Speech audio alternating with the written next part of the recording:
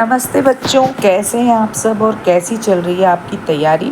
उम्मीद करते हैं आपकी नवोदय की तैयारी बड़े ही जोश के साथ आपने फिर से शुरू कर दी होगी। तो बच्चों, उसी सीक्वेंस में आज हम लोग गुणनखंड, अभाज्य गुणनखंड और गुणज के बारे में जानेंगे। तो सबसे पहले बच्चों हम जानेंगे कि गुणनखंड जो है क्या होता है। डेफिनेशन देखते हैं। कोई दी गई संख्या जिन संख्याओं से पूरी पूरी विभाजित हो जाती है वे संख्याएं उस संख्या के गुणनखंड कहलाती हैं। ये डेफिनेशन है, इसे बच्चों हम उदाहरण की सहायता से समझेंगे। जैसे जी एक संख्या है 12।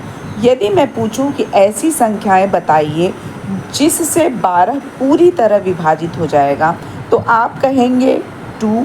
इसके अलावा यदि हम 3 देखें तो 3 से भी 12 पूरी तरह विभाजित हो जाएगा। बच्चों 4 से भी 12 पूरी तरह विभाजित हो जाएगा। इसके अलावा 6 से भी देखिए बच्चों 12 पूरी तरह विभाजित हो जाएगा। क्या 7 से विभाजित होगा? नहीं। 8, 9, 10, 11 नहीं बच्चों, अब यह 12 से विभाजित होगा। इसके अलावा बच्चों कोई भी संख्या जो होगी वह 1 से भी पूरी तरह विभाजित हो जाएगी। तो यहाँ पर 1, 2, 3, 4, 6 और 12 ये जो 6 संख्याएं हैं बच्चों, यह 12 का गुणनखंड कहलाएंगी। मतलब ऐसी सभी संख्याएं जिससे कोई संख्या पूरी तरह विभाजित हो जाती है, तो बच्चों ये जो सारी संख्याएं हैं ये क्या कहलाएंगी? इस संख्या का गुणनखंड कहलाएंगी। मतलब गुणा करने के बाद जो खंड मिला है यह खंड है, तो इसीलिए बच्चों ये क्या कहलाती हैं? गुणनखंड कहलाती हैं। ठीक है, एक और उदाहरण हम देखते हैं। मान लीजिए एक संख्या है 20। अब मैं पूछूं कि यदि कौन कौन सी ऐसी संख्याएं हैं जिससे 20 पूरी तरह विभाजित होगा, तो सबसे पहले तो बच्चों 1 होगा। इसके अलावा 2 से भी 20 पूरी तरह विभाजित हो जाएगा। 3 से नहीं होगा, 4 से यह पूरी तरह विभाजित हो जाएगा। इसके अलावा 5 से विभाजित हो जाएगा बच्चों, लेकिन 6, 7, 8, 9 से विभाजित नहीं होगा। इसके बाद यह 10 से विभाजित होगा और इसके अलावा बच्चों यह 20 से विभाजित होगा। तो यहाँ पर जो 1, 2, 4, 5, 10 और 20 ये जो सारी संख्याएं हैं बच्चों, यह 20 का गुणनखंड है। ठीक है, क्योंकि इन सभी संख्याओं से 20 पूरी तरह विभाजित हो जाएगा। तो ऐसी सभी संख्याएं गुणनखंड कहलाती हैं जिनसे कोई संख्या पूरी तरह विभाजित हो जाती है। अब गुणनखंड के बारे में जानने योग्य एक अन्य बात यह है, प्रत्येक संख्या का सबसे छोटा गुणनखंड बच्चों क्या होगा? 1 होगा। ठीक है, कोई भी संख्या होगी उसमें जब आप गुणनखंड निकालेंगे तो 1 सभी में मिलेगा और 1 जो होता है बच्चों वह प्रत्येक संख्या का सबसे छोटा गुणनखंड होता है। इसके अलावा बच्चों आप हमेशा याद रखिएगा कि कोई भी संख्या स्वयं अपनी सबसे बड़ी गुणनखंड होती है। आपने देखा जब 12 के हमने गुणनखंड निकाले तो उसमें 1, 2, 3, 4 और 6 के अलावा 12 स्वयं था। ऐसे ही 20 में भी 20 जो है वो स्वयं भी एक गुणनखंड था। इसलिए यह बात सभी में एक उभयनिष्ठ बात निकल कर आती है कि कोई भी संख्या स्वयं अपनी सबसे बड़ी गुणनखंड होती है। बच्चों नवोदय प्रवेश परीक्षा में इन्हीं जो तथ्यों के आधार पर आपको प्रश्न पूछे जाते हैं। कई बार आपको 4 वाक्य देगा और बोल देगा कि बताइए इनमें से कौन सा वाक्य जो है, कौन सा कथन जो है वह सही नहीं है, या कभी ऐसा दे सकता है कि आपको उसमें से सत्य कथन जो है वो ढूंढना हो। तो जब आपको फैक्ट पता होंगे, जब आपको ये जो तथ्य हैं पता होंगे, तभी बच्चों उस प्रकार के प्रश्न आप हल कर पाएंगे। इसके अलावा बच्चों एक और बात आपको याद रखनी चाहिए कि किसी संख्या के गुणनखंडों की संख्या सीमित होती है। आपने देखा 12 के जो गुणनखंड थे वह सीमित थे, 1, 2, 3, 4, 6 और 12। क्या इसके अलावा भी कोई गुणनखंड हो सकता है? बिल्कुल नहीं। इसका मतलब ये हुआ कि गुणनखंडों की संख्या जो होती है वो सीमित होती है। ठीक है, हर एक संख्या के लिए कुछ संख्याएं ही जो है वो उसका गुणनखंड बन सकती हैं। सभी संख्याएं जो होती हैं वह गुणनखंड नहीं बन सकती हैं। तो बच्चों गुणनखंड के बारे में हमें यह बात समझ में आई कि यदि दो संख्याओं को गुणा करने पर एक तीसरी संख्या प्राप्त होती है तो पहली दोनों संख्याएं तीसरी संख्या की गुणनखंड होती है। ठीक है, तो ये बच्चों आपको याद रखना है, इसके आधार पे कई प्रश्न आते हैं। अब हम बच्चों जानेंगे उभयनिष्ठ गुणनखंड के बारे में। जब दो या दो से अधिक संख्याओं के गुणनखंडों में कोई संख्या समान होती है तो उसे उन संख्याओं का उभयनिष्ठ गुणनखंड कहते हैं।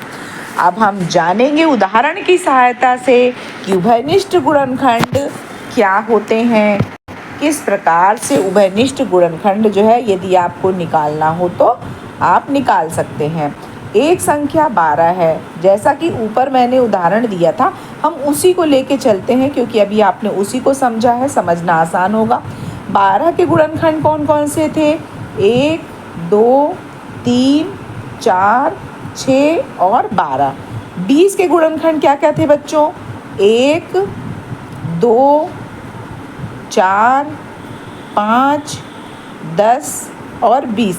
अब ये जो दो संख्याएं हैं बच्चों, इनमें आप देखिए कॉमन कौन कौन सी संख्या है।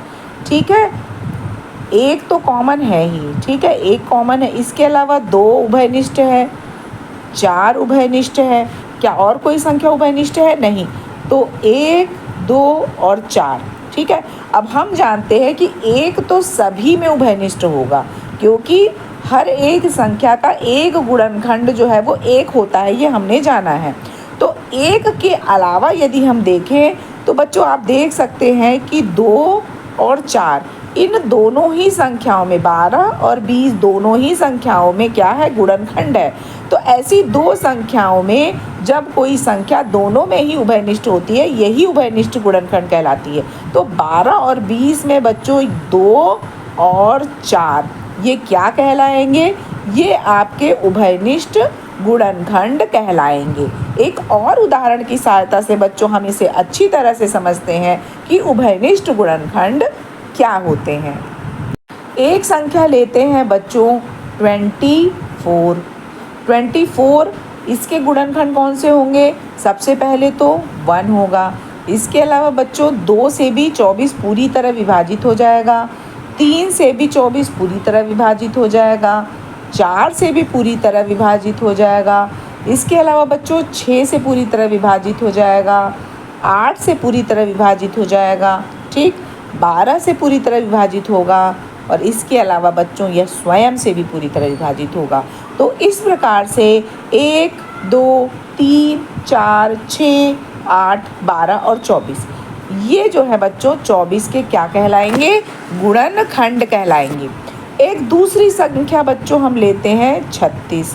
अब 36 के गुणनखंड निकालते हैं तो बच्चों 1, 2, 3, 4, 6, ठीक है। इसके अलावा ये हो जाएगा 9 से विभाजित हो जाएगा और 12 से भी विभाजित हो जाएगा, उसके अलावा 18 से विभाजित होगा, ठीक है। और इसके बाद ये सीधे 36 इसका एक गुणनखंड होगा। तो यहाँ पे बच्चों हम देख रहे हैं, तो इस प्रकार बच्चों हम देख रहे हैं कि 12 और 36 में 1, 2, 3, 4, 6 और 12 ये उभयनिष्ठ गुणनखंड निकल के आ रहे हैं और इनकी संख्या जो है वो बच्चों कुल 6 है। तो इस प्रकार से कुल गुणनखंडों की संख्या भी पूछा जा सकता है और कौन कौन से उभयनिष्ठ गुणनखंड दोनों में है, इस प्रकार से भी प्रश्न आते हैं। बच्चों गुणनखंड के अलावा हमें अभाज्य गुणनखंड संबंधी प्रश्न भी आते हैं। तो हम जानेंगे कि अभाज्य गुणनखंड किस प्रकार से निकालते हैं। जैसे एक संख्या है बच्चों आपके पास में 24। अब अभाज्य गुणनखंड निकालने के लिए सबसे पहले बच्चों आपको सबसे छोटी संख्या पे विचार करना चाहिए। तो इकाई का अंक देख के हम बता सकते हैं कि सबसे छोटी संख्या 2 से ये विभाजित हो जाएगी। तो 2 1 ज़ा 2, 2 2 ज़ा 4, अगेन 2 से ही विभाजित होगा और 2 6 ज़ा 12, फिर करते हैं 2 3 ज़ा 6 और अब बच्चों ये सिर्फ और सिर्फ 3 से विभाजित होगा। तो बच्चों किसी भी संख्या का भाज्य गुणनखंड निकालने के लिए हमें सबसे छोटी संख्या से उसको विभाजित करना चाहिए और तब तक विभाजित करना चाहिए जब तक कि हमें अंत में 1 प्राप्त ना हो जाए। तो इस प्रकार से बच्चों जो 24 है उसका अभाज्य गुणनखंड होगा 2 इंटू 2 इंटू 2 इंटू 3। तो इस प्रकार से बच्चों अभाज्य गुणनखंड निकाला जाता है। दूसरी संख्या बच्चों मान लीजिए आपके पास में है 36। अब इसका निकालते हैं। देख रहे हैं इकाई में हम 6 है तो इसका मतलब 2 से विभाजित होगी। 2 से इसको डिवाइड करेंगे, 2 1 ज़ा 2 और एक जो है वो आप देखिए शेष बच रहा है तो 2 8 ज़ा 16। इसके अलावा हम देख रहे हैं 18 जो है फिर से 2 से पूरी तरह विभाजित होगा तो 2 9 ज़ा 18, 3 से विभाजित होगा 9 और 3 3 9 और 3 1 कम 3। इस प्रकार से बच्चों जो 36 है इसका अभाज्य गुणनखंड हम लिखेंगे 2 इंटू 2 इंटू 3 इंटू 3। तो बच्चों ये जो होता है यह अभाज्य गुणनखंड इस प्रकार से जो है वो निकाला जाता है। ठीक है, आज एक और बात हम जानेंगे कि गुणज क्या होते हैं। बच्चों बचपन से आपने टेबल तो पढ़ी ही होगी, वही टेबल जो है बच्चों उसकी जो संख्याएं होती हैं गुणज कहलाती हैं। जरा हम मानक शब्दों में परिभाषा देखें कि क्या होती है गुणज की। किसी संख्या को प्राकृतिक संख्याओं से गुणा करने पर जो संख्याएं मिलती हैं उन्हें उस संख्या का गुणज या साधारण भाषा में पहाड़ा या टेबल कहते हैं। अब जरा इसे उदाहरण की सहायता से मैं समझाती हूँ। बचपन में आपने टेबल लिखी होगी 2 1 ज़ा 2, ठीक है, इस प्रकार से लिखा होगा ना 2 1 ज़ा 2, फिर 2 2 ज़ा 4। तो बच्चों देखिए यदि किसी संख्या को किसी दूसरी प्राकृतिक संख्या से गुणा किया जाए तो जो संख्या प्राप्त होती है वह संख्या क्या कहलाती है? गुणज कहलाती है। ठीक है, याद आया आपको? अब ये देखिए कोई संख्या किसी दूसरी प्राकृतिक संख्या से जब गुणा करती है तो बच्चों जो संख्या प्राप्त होती है वह क्या कहलाती है? गुणज कहलाती है, जिसे ही बच्चों इंग्लिश में मल्टीपल कहा जाता है। ठीक है, क्या कहा जाता है? मल्टीपल कहा जाता है। यदि आपको प्रश्न आए कि 4 के 3 गुणज बताइए, ठीक है, तो 4 के यदि 3 गुणज बताना है तो आप क्या करेंगे कि 4 को किसी भी अन्य प्राकृतिक संख्या से गुणा करेंगे और जैसे ही गुणा करेंगे आपको गुणज प्राप्त हो जाएगा। यदि 4 को 1 से गुणा करेंगे तो 4, 4 को 2 से गुणा करेंगे तो 8 और यदि 4 को 3 से गुणा करेंगे तो 12। तो बच्चों ये जो 4, 8 और 12 है ना, यही 4 के गुणज है।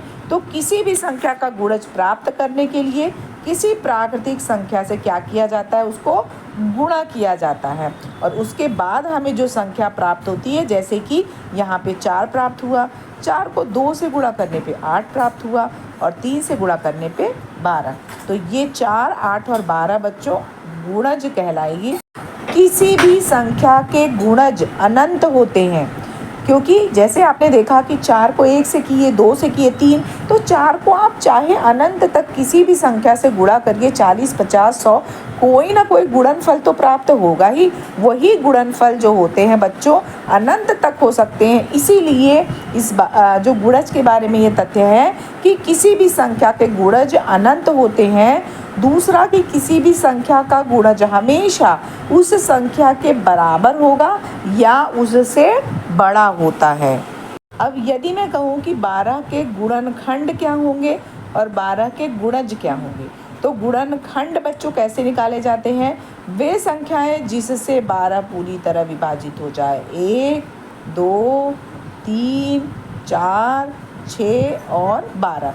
ठीक है, तो एक तरह से आप देख सकते हैं कि वे संख्याएं जिससे कोई संख्या विभाजित हो रही है, मतलब ये संख्याएं किस प्रकार की संख्याएं हैं? ये एक तरह से भाजक हैं, ठीक है ना। अब मैं कहूँ यदि 12 के गुणज बताइए, तो 12 को यदि 1 से गुणा करेंगे तो क्या प्राप्त होगा? 12। 12 को 2 से गुणा करेंगे तो 24। 12 को 3 से गुणा करेंगे तो 36। तो बच्चों ये जो संख्याएं हैं ये गुणज कहलाएंगी। तो आप देख सकते हैं कि गुणनखंड जो है वह या तो उस संख्या से क्या है, देखिए छोटा है, एक छोटा है, और या फिर उसके बराबर है। तो गुणनखंड जो होते हैं वह दी गई संख्या से या तो बराबर होंगे और या फिर क्या होगा, वह छोटा होगा। लेकिन भाजक जो है, जो गुणनखंड है, इसमें तो ये नियम है। लेकिन जब आप गुणज की बात करते हैं तो आप गुणज में देखेंगे कि या तो संख्या बराबर होगी, ठीक है, ये देखो बराबर है, और या फिर संख्याएं जो होंगी वो क्या होंगी, दी गई संख्या से बड़ी होंगी। तो गुणज जो होता है वह दी गई संख्या से बराबर या बड़ी होती हैं, जबकि गुणनखंड जो होता है दी गई संख्या से या तो छोटा होता है या उसके बराबर होता है। आप और एक बात देखिए कि जो गुणनखंड हैं वह भाजक हैं, और जो आपको यहाँ पे संख्याएं मिल रही हैं ये क्या है, गुणज है, ठीक है, मल्टीपल है। जो आपको टेबल आप पढ़ते हैं उसके बाद इस तरह से मिलती हैं, तो ये भाजक हुई और ये गुणज हुई। तो बच्चों इन पे आधारित प्रश्न बहुत ही आपके महत्वपूर्ण हैं, आपके एग्ज़ाम में आते हैं, और इन्हीं के आधार पर आगे चल के महत्तम समाप्तवर्तक, लघुत्तम समाप्तवर्तक आदि के प्रश्न भी इन्हीं के आधार पर हल करने होते हैं। अब हम कुछ अभ्यास प्रश्न देखेंगे बच्चों। पहला प्रश्न है, संख्या 30 के कुल कितने गुणनखंड हैं?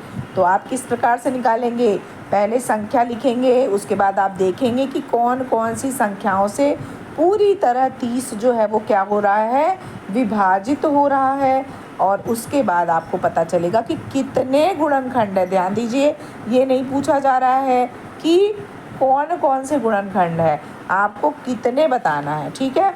अगला प्रश्न है कि 4 के प्रथम 5 गुणजों का योग क्या होगा?